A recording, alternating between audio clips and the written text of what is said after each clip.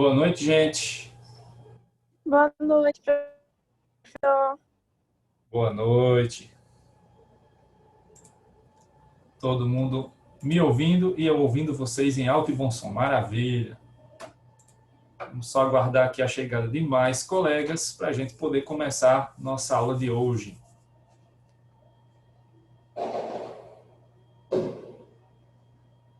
Já vou logo avisando, se vocês ouvirem alguma interferência externa e algum barulho, hoje está tendo comício aqui perto da minha casa, então, da minha sala de aula, né, virtual, então, se ouvirem algum barulho, eu estou tentando diminuir o máximo aqui a interferência externa, Tô mas ouvindo bombas aí. pronto, começou aqui a maravilha da campanha.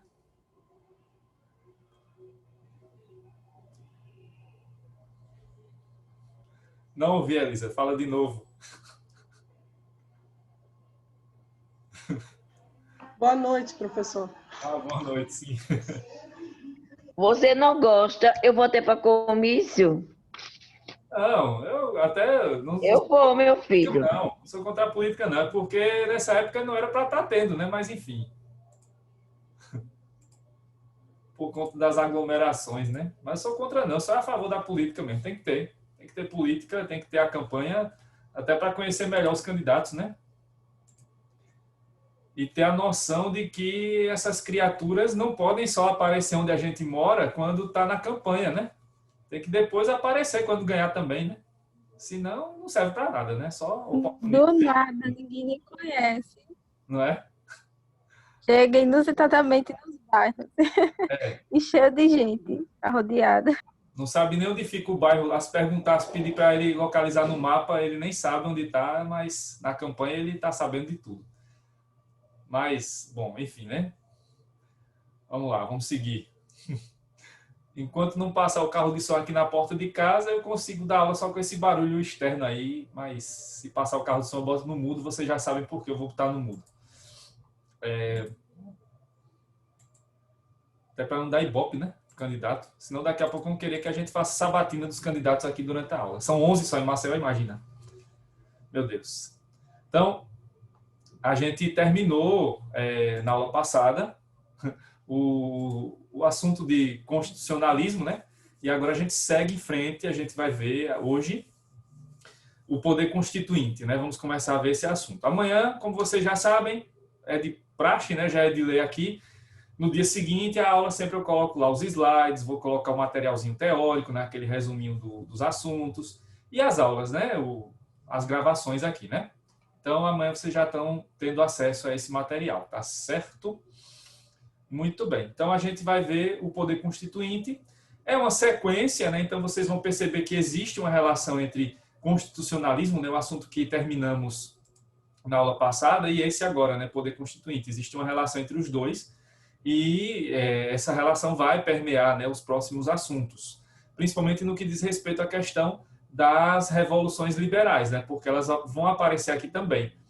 Aqui só não aparece a Revolução Gloriosa, né, do Reino Unido, porque lá, como a gente viu, o objetivo deles não era fazer uma constituição, né? Já aqui, né, o poder constituinte ele vai ter como objetivo, já na sua perspectiva moderna, construir, né, elaborar constituições da maneira que conhecemos. Então, acaba que a Revolução Francesa e também a independência dos Estados Unidos serão movimentos aqui determinantes, né, para o surgimento das noções modernas, como conhecemos hoje, do que chamamos de poder constituinte. Então, vai haver relações, né, entre os assuntos, e aí fica fácil para entender o tema aqui, né? Até porque tem muita coisa da prática mesmo, né? E não só teoria. Pois bem, então vamos começar. Então vamos começar aqui pelo conceito de poder constituinte, puxando mais um pouquinho para cá. Isso. Pronto. Vou voltar aqui para voltar. Pronto. Então vamos começar com o conceito, né? O que seria o poder constituinte? Mais uma vez, do mesmo jeito que a gente viu lá no assunto que acabou de terminar, né, constitucionalismo, esse não é um movimento jurídico. Ele não vem do direito. Ele começa fora do direito e depois é que ele vai ser inserido no direito. Por isso que o conceito não vai ter nada aí de jurídico, né? Ele vai aparecer como algo político. Esse conceito, né, eu extraí do livro do Dirley da Cunha Júnior. Aqui eu resumi o conceito, porque quem está lendo o Dirley está vendo que os conceitos dele são bem amplos, né, são, né, escritos em muitas linhas. Então eu peguei aqui os pontos gerais e sintetizei nesse conceito, né? Mas os outros autores vão dar conceitos parecidos com esse. É só para mostrar a vocês aí, para a gente ter o ponto de partida, né? Então, segundo o Dirley da Cunha Júnior, o poder constituinte é o poder político fundamental supremo, capaz de criar normas constitucionais, organizando o Estado, delimitando seus poderes e fixando-lhe sua competência e limites. Então, esse é o conceito do Dirley da Cunha Júnior sobre poder constituinte. E aí a gente, né, indo mais além, vamos dissecar esse conceito, né? Então, começa aí o conceito como poder político. Então, veja, não é nada jurídico. O poder constituinte, ele começa na política, né? E depois é que ele vem para o direito, né? Por isso que eu disse a vocês, agora há pouco, eu conversando com a Thelma aqui informalmente, eu adoro política, né? Então, política é ótima. E aqui é o assunto, né? Coincidentemente, porque esse poder constituinte é um poder político, não é um poder jurídico, né? Ele começa na política e depois é que ele vem para o direito, né? Então, esse é um poder naturalmente político, né? Depois é que ele vai sendo estudado pelo direito e se transforma em jurídico. Esse poder político, ele tem outras adjetivações, né? Tem outras qualidades, né? Ele é considerado aqui como um poder fundamental e supremo. Por que o Dirley coloca esses dois adjetivos, né? Um poder fundamental e um poder supremo?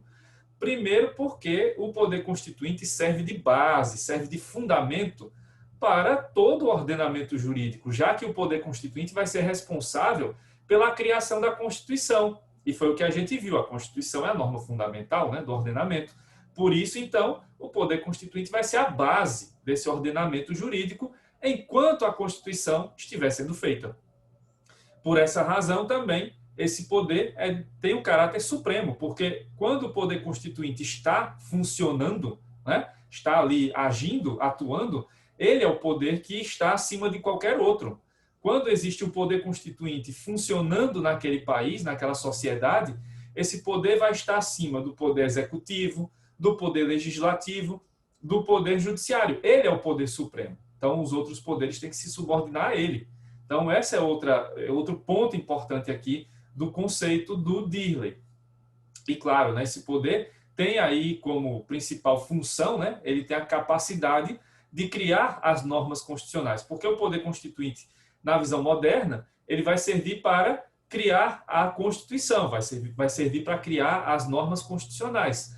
Por essa razão, ele tem essa capacidade, né, um poder político que vai ser capaz de criar as normas constitucionais. E aí, essas normas vão servir para quê?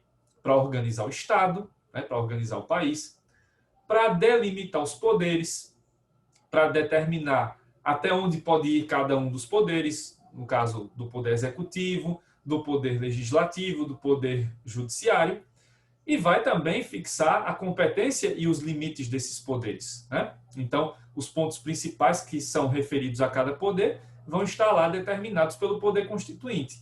E numa visão mais contemporânea, além de tudo isso, né, o poder constituinte ainda vai incluir lá os nossos direitos, né, porque o catálogo, o elenco de direitos fundamentais que nós temos nas constituições são também inseridos, o catálogo também é inserido pelo poder constituinte. Então, é o poder constituinte que vai construir essa Constituição e, por essa razão, ele tem esse caráter fundamental e supremo. E lembrando mais uma vez, esse poder começa fora do direito para depois entrar para o direito, né? Ele começa como um poder político, ele começa como um movimento político para depois ser inserido no que vamos, né, estudando como direito, né, com seus aspectos jurídicos, certo? Disso a gente também tira, né, desse conceito, uma conclusão prévia, né, um primeiro ponto aí a ser destacado, que é essa diferença entre poder constituinte e teoria do poder constituinte. Porque aqui, né, nós vamos ter um caso de muitos do direito em que a prática veio antes da teoria, né? Desde que as sociedades humanas começaram, né, a se organizar, nós já temos poder constituinte. Então, o poder constituinte sempre existiu na história da humanidade. Sempre houve poder constituinte. Agora, o estudo teórico desse poder é que é recente, né? A teoria do poder constituinte ela é moderna, ela vai aparecer só com as revoluções liberais lá do século XVIII, né? Com a independência dos Estados Unidos e principalmente com a Revolução Francesa. É aí que vai surgir a teoria do poder constituinte. Mas muito antes disso, né, milênios antes da teoria, surgiu já a prática, porque o poder constituinte sempre foi identificado nas sociedades organizadas. Claro que lá, antigamente, né, como a gente já sabe, não havia Constituição. Né? Então, nesses casos, não havia a presença de uma Constituição naquela sociedade. Né? Já no caso específico da teoria, aí sim, essa vai se relacionar aos caracteres modernos, né, as características modernas desses poderes. Não é isso? Então, esses são os primeiros pontos aí que temos que destacar, né, sobre esse conceito, né, de poder constituinte, certo? Até agora, pessoal, alguma dúvida?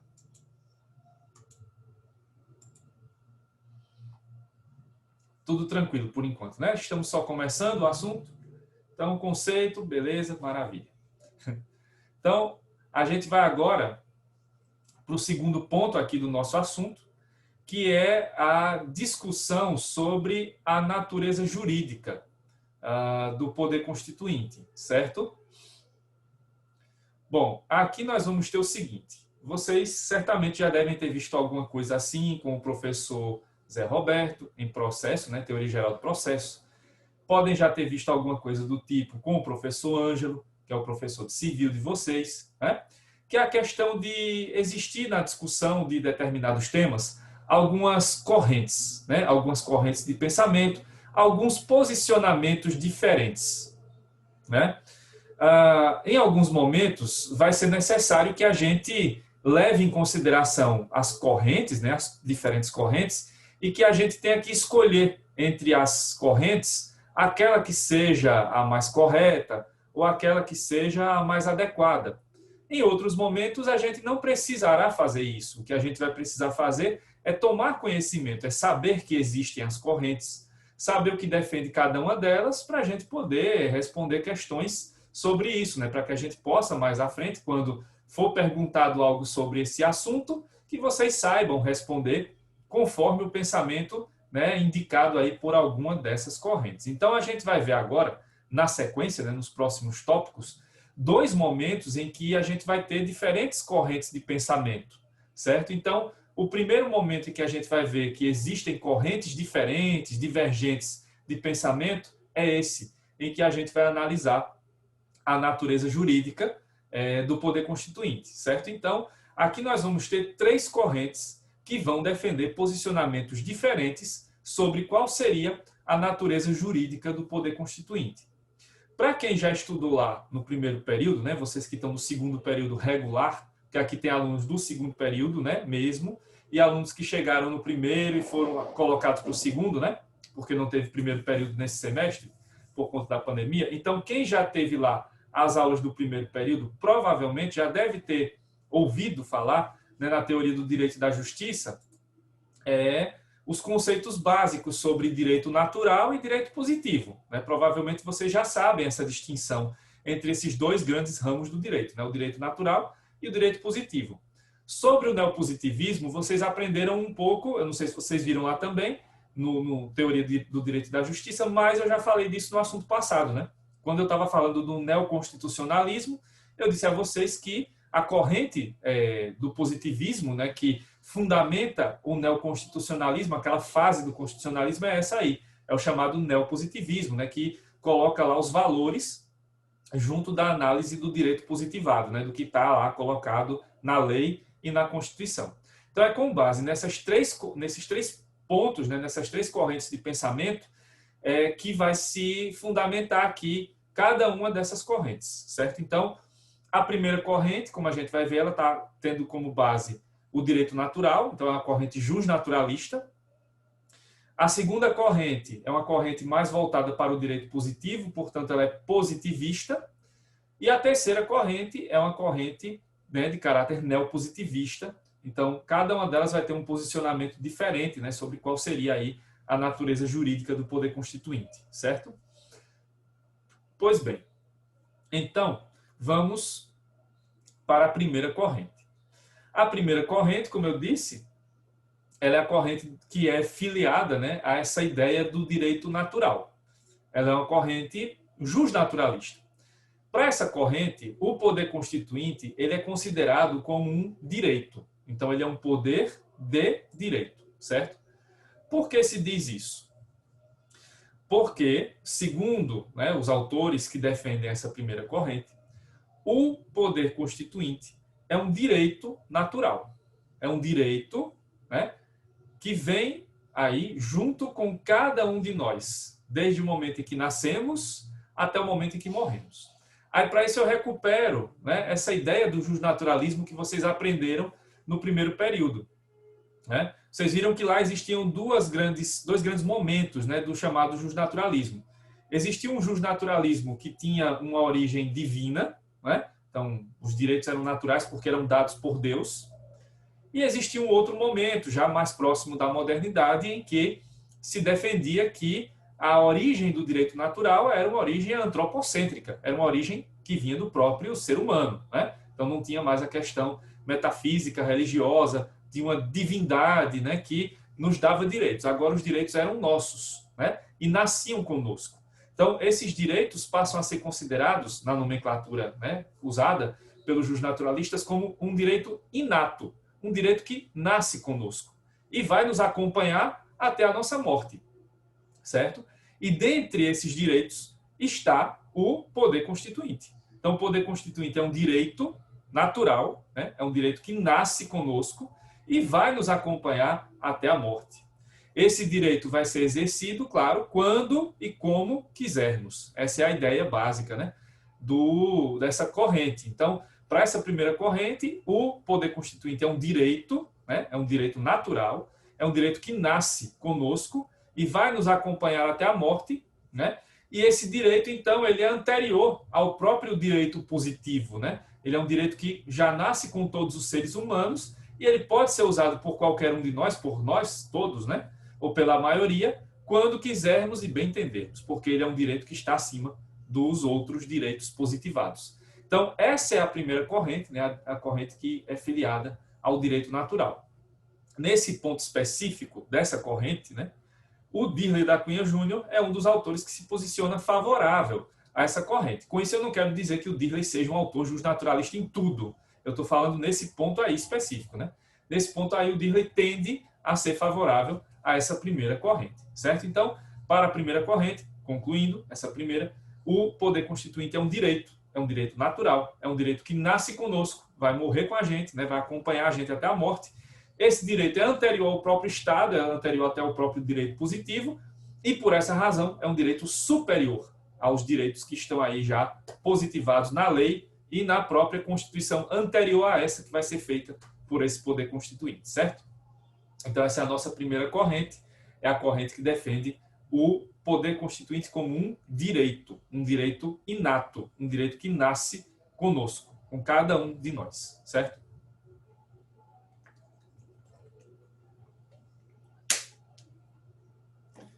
Na sequência, nós temos a segunda corrente.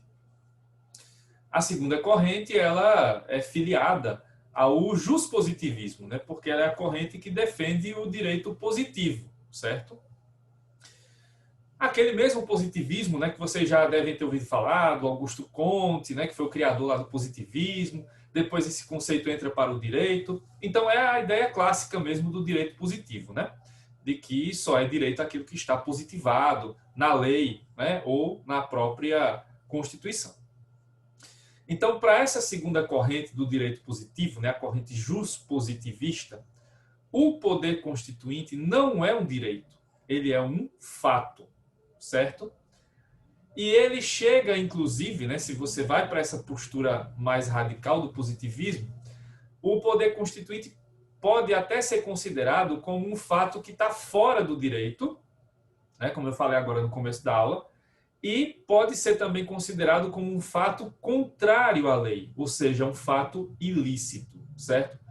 Porque os autores que falam sobre o poder constituinte nessa perspectiva do direito positivo vão estar sempre associando o poder constituinte à figura de uma revolução, certo?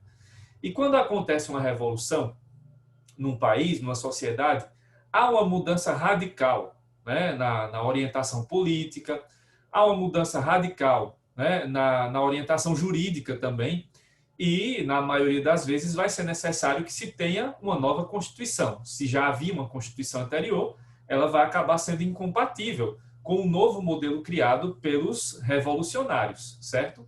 Então, para os autores que defendem essa segunda corrente, o poder constituinte ele começa como um fato alheio ao direito, né, que está fora do direito, ou começa como um fato que seja contrário à lei, certo? Porque, do ponto de vista da normalidade, né, da legalidade, os atos que iniciam uma revolução são atos ilícitos, eles são criminosos, né? Então, configuram crime. E aí a questão principal aqui, né, que vai estar relacionada... Boa noite, Leandro. A questão principal que vai estar relacionada a esse ponto, né, da questão do direito positivo é a análise sobre se essa revolução, né, naquele país vai dar certo ou se não vai dar certo, né?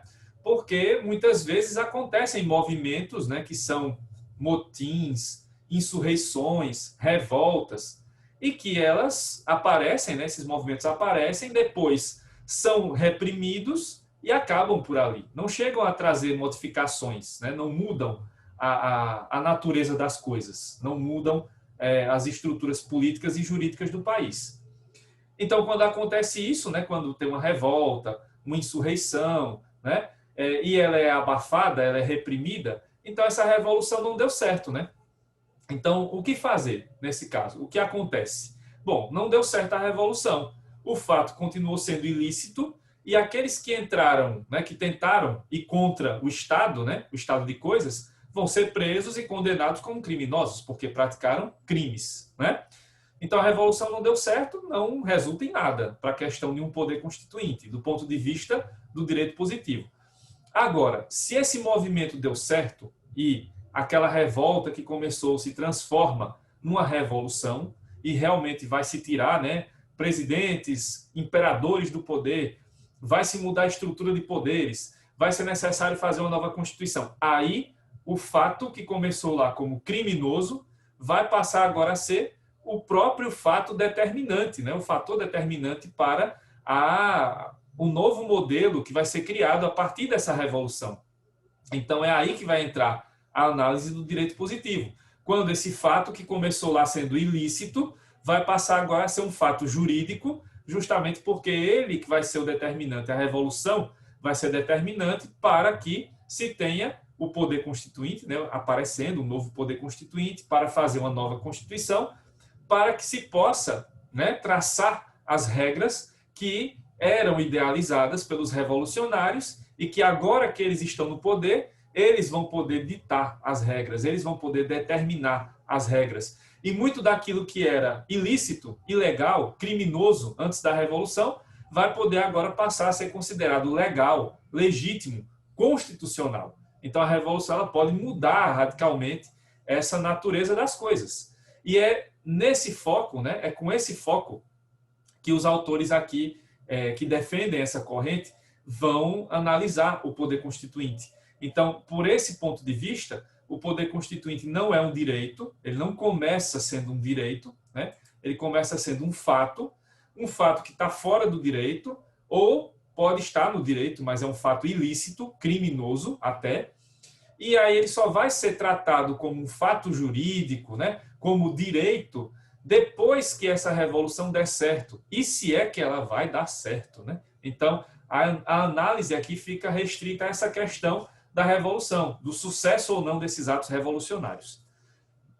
Aqui no Brasil, o principal autor que defende essa corrente, né, pelo menos nesse ponto de vista aí específico, é o Ingo Sarlet, né? Ele é um autor que está muito focado nessa questão do direito positivo. Então, ele é quem defende aí com mais vigor esse posicionamento, certo? Então, fechando essa análise da segunda corrente, essa corrente é a juspositivista e defende que o poder constituinte é um fato, é um poder de fato, não é um poder de direito. Ele só se transformará em direito positivo se a revolução der certo, e aí os revolucionários, né, dando certo a revolução, vão poder criar o poder constituinte e fazer a Constituição da maneira que eles desejam. Na verdade, na maneira que o povo deseja, né? Deveria ser assim, pelo menos. E aí chegamos à terceira corrente. Né? A terceira corrente é a corrente neopositivista, já a corrente aí do século XX, né? e entrando no século XXI, no século que estamos, né?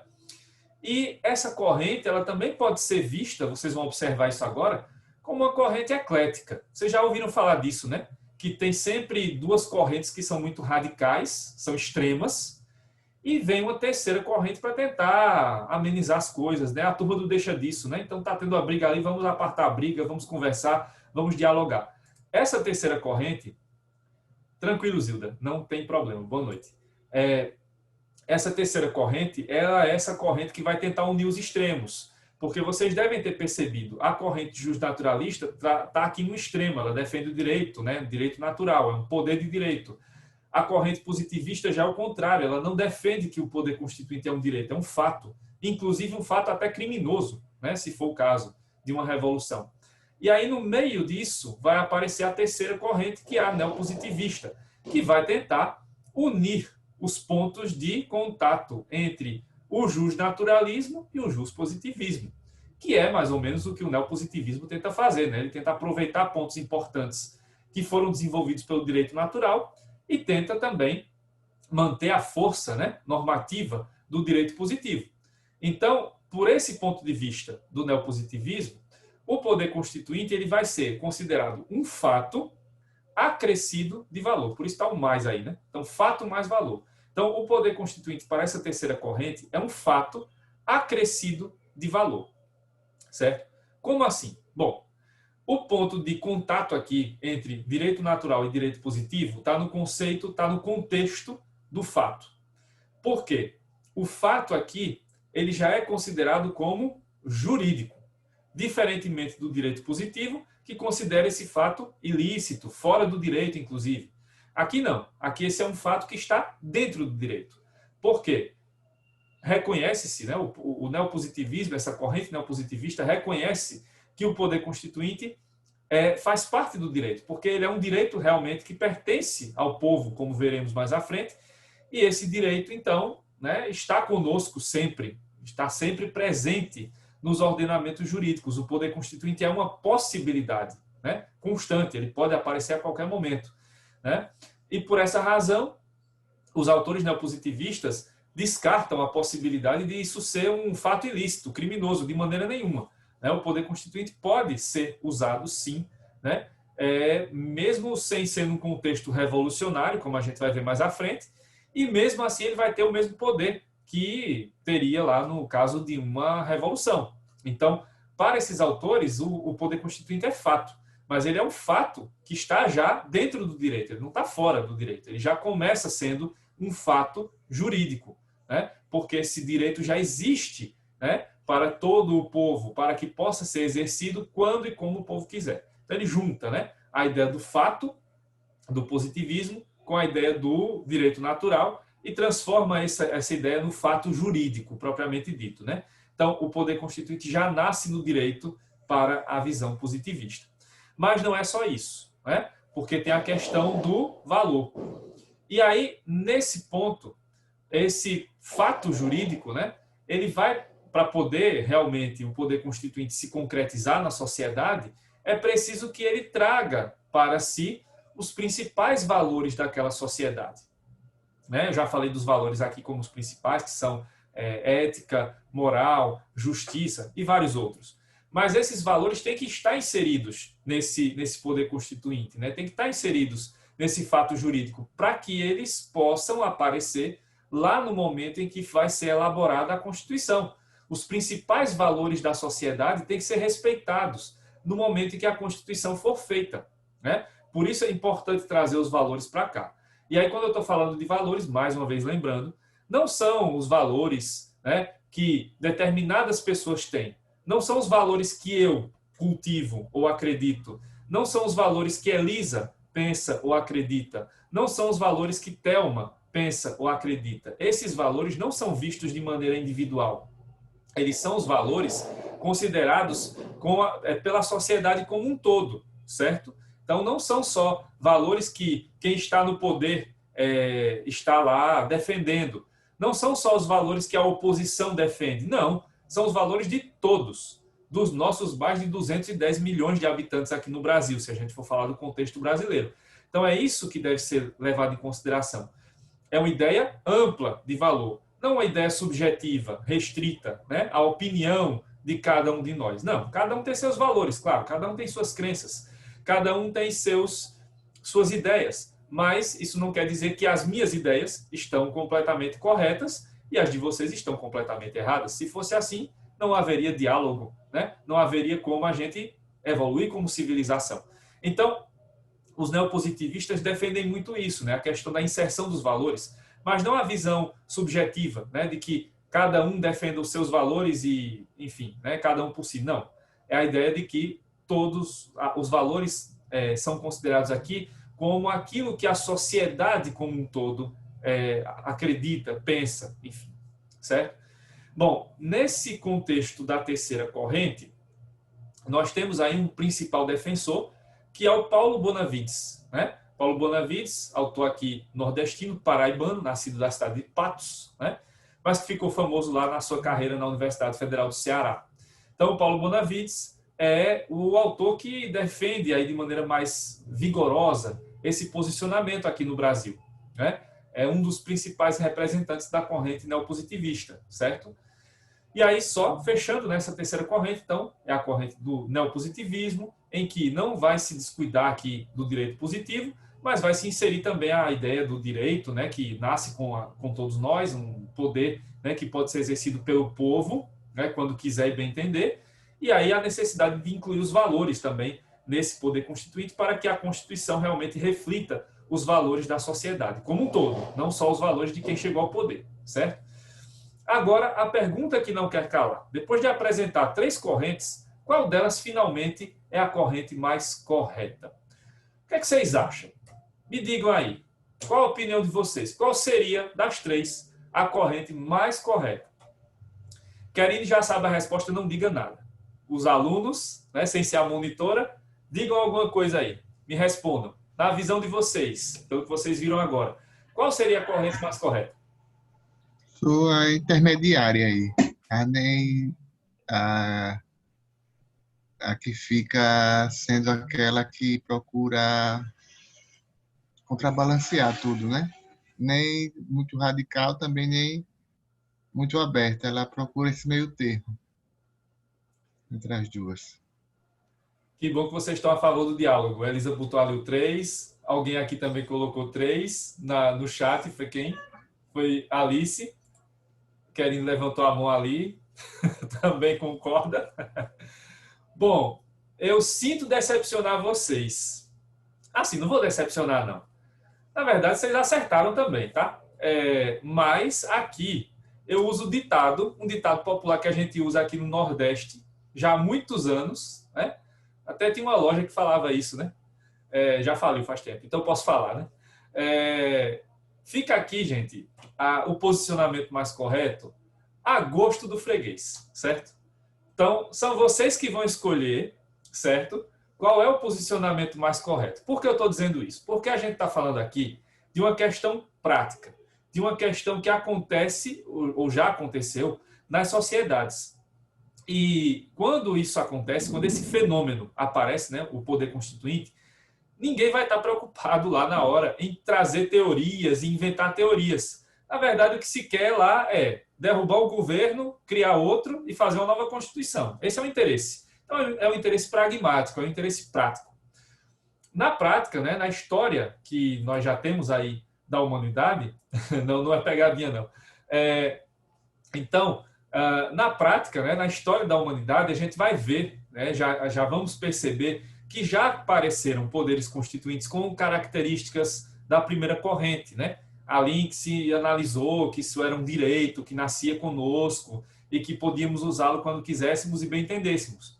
Ao longo da história também apareceu já se manifestou essa segunda corrente, né, de poderes que começaram ali como atos criminosos, né, de pessoas fora da lei, mas que esse movimento cresceu, ganhou apoio popular e virou uma revolução, deu certo, derrubou o governo. E quem era criminoso agora passou a ser o governante, né? E aí acaba que aquele fato que começou como ilícito se transforma no fato principal, né? Na criação, na possibilidade de criação da Constituição. O que a gente ainda não viu se manifestar na prática foi essa terceira corrente, né? Foi a terceira corrente. Porque ela é muito recente, né? Aqui no Brasil ela aparece já depois da nossa Constituição de 88. Então a gente ainda não teve a oportunidade, e é bom que não tenhamos por um bom tempo, né? Essa oportunidade de ver, né, se essa corrente vai ser usada, porque a gente não sabe se ela vai ser usada, né? Então pode ser que apareça em outro país uma visão dessas, né? Vocês viram agora que houve o plebiscito no Chile e eles vão fazer uma nova Constituição. Então eles vão abrir o poder constituinte, o povo se manifestou lá e vai ter uma nova Constituinte lá. E aí a gente vai poder ver, né, com nossos próprios olhos qual vai ser a solução que eles vão dar. Será que eles vão buscar a corrente do direito natural? Será que eles vão buscar o direito positivo? Não, porque lá não foi um ato revolucionário. Então a segunda acho que já está meio que descartada. Mas pode ser a terceira, né? Eles vão considerar desde o começo isso aqui como um fato jurídico e vão inserir os valores principais atuais, né, da sociedade chilena. Então a gente vai ter a oportunidade de ver agora, né, uma constituinte funcionando pelos próximos anos, né, porque isso só deve realmente começar no ano que vem, lá no Chile, né? Então, na prática, você vai poder observar qualquer uma delas se manifestando, né, principalmente agora no século XXI, em que realmente o neopositivismo já está mais que consolidado no direito, né, mundial. Então, o que é preciso aqui diante disso, né? Bom, não tem nenhuma corrente que prevaleça, né? Vocês entenderam isso já. Então, o que é que vocês têm que entender aqui? Basicamente, o que significa cada corrente dessas, certo? Porque você não vai ver nenhuma questão perguntando qual é a corrente mais correta, porque não tem, né? Eu já disse, não tem. Então, o que é que vai ser perguntado aí sobre essas correntes?